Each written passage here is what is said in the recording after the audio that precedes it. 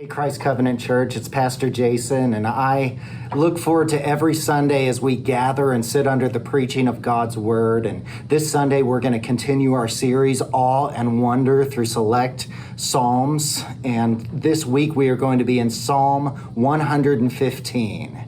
In Psalm 115, and I'm looking forward to walking through this psalm because I've never known a Christian that would not agree with the statement that God is sovereign. God's sovereign. He's in control. He reigns over his universe that he created. But what does that really mean that God is sovereignly in control? How wide and how deep does that sovereignty and control go? Are we talking about in a general sense, just in the move of history, that God works in different ways in history? Or are we talking down to a very personal sense that God is sovereign over things like my life or my choices or even my heart?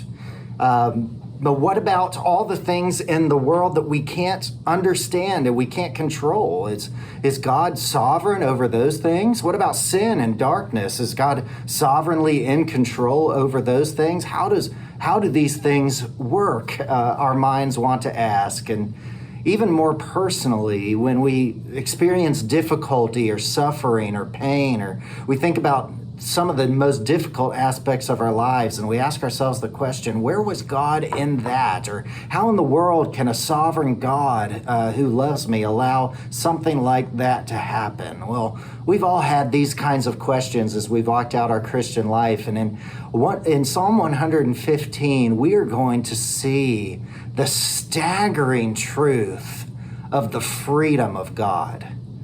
We've talked about the different aspects of God and his character, thinking about his glory. And this week we're going to think about his pursuit of his own freedom and how free is God truly, and what does that freedom mean for us?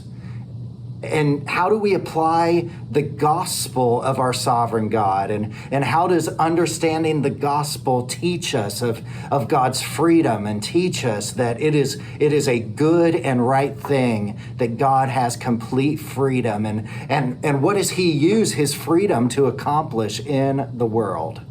Well, I know this sermon preview is pretty much all questions, but I think they're questions our souls all ask from one time or another. So ask these questions to yourself, read Psalm 115, and let's dive in and walk through it line by line together as we pursue awe and wonder in the presence and understanding of the glory of God together.